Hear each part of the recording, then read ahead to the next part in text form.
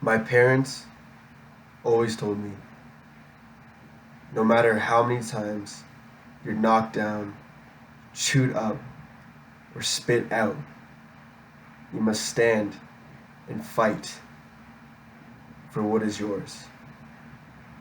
Two down, three up.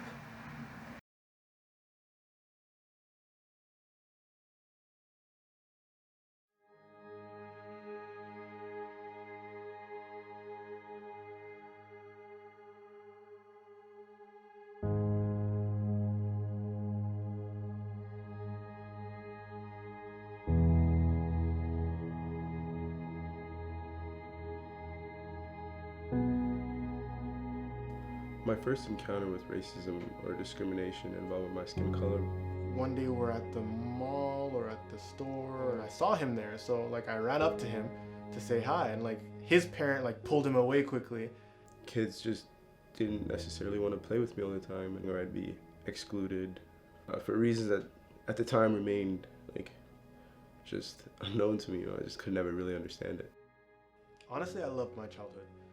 I had parents that did their best to create a space for me to be free and as creative as possible.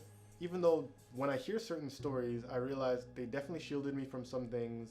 They definitely kept me away from other things, but it helped keep this wonderful vision I have of my childhood alive.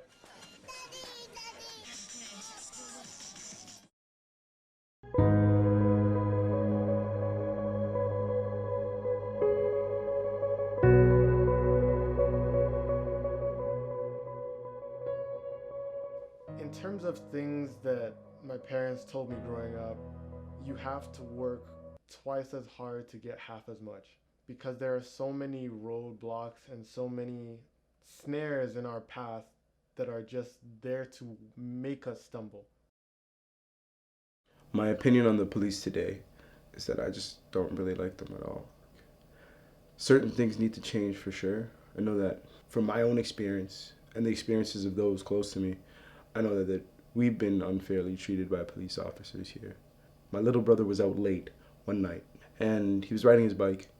The police pulled him over and they told him that he fit the description of someone robbing homes in the area. So they grabbed him and threw him to the ground, asked him where he's been and questioned him, and they handcuffed him and they were going to take him down to the station, but luckily my little brother knew his rights and he asked them what they were arresting him for and what was going on, and they removed the cuffs from him. And mind you, he was just riding his bike. I think he was coming back from a friend's house. It's just one example of so many.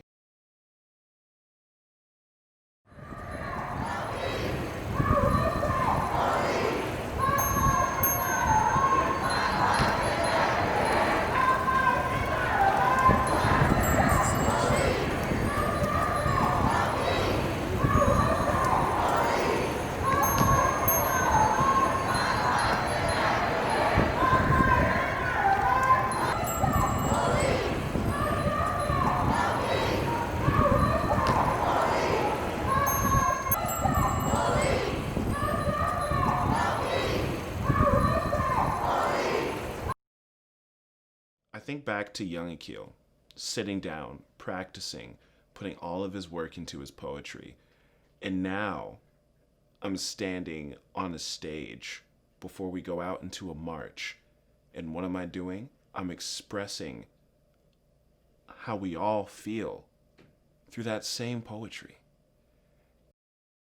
For a long time, I felt what I was doing was almost pointless, so I kind of just stopped drawing, I stopped creating, I stopped painting, I stopped making stuff, I kind of stopped being me. Relatively recently, I've been more in touch with myself. For me, this is the greatest thing that I could have ever done. When you get to a position in life that you're comfortable with, when you're already in a high level position, then you can do what you want. Then you can decide what you want, like how you want to live, how you want to dress, how you want to have your hair and all that kind of stuff. And I'm like, I don't really want to wait till that point. So me getting dreadlocks was a conscious decision that if I'm going to live my life, it's going to be for me. if that costs me certain jobs, then it costs me certain jobs. I don't want to work at a place that's going to discriminate against me because of my hair. My hair in itself is almost like a barrier against places that I don't need to actually be. The way it works is we strengthen ourselves so that way we can push past it. We strengthen ourselves so that way we don't feel that it's there, and then we have people to support. But as long as there are people who are racist, we don't really ever overcome it, because we don't, it's not beaten until it's gone. It's not non-existent until it's dead. Just like us. We weren't beaten, and we're not non-existent because we're still here. And that's how come we're able to fight. 2 down, 3 up.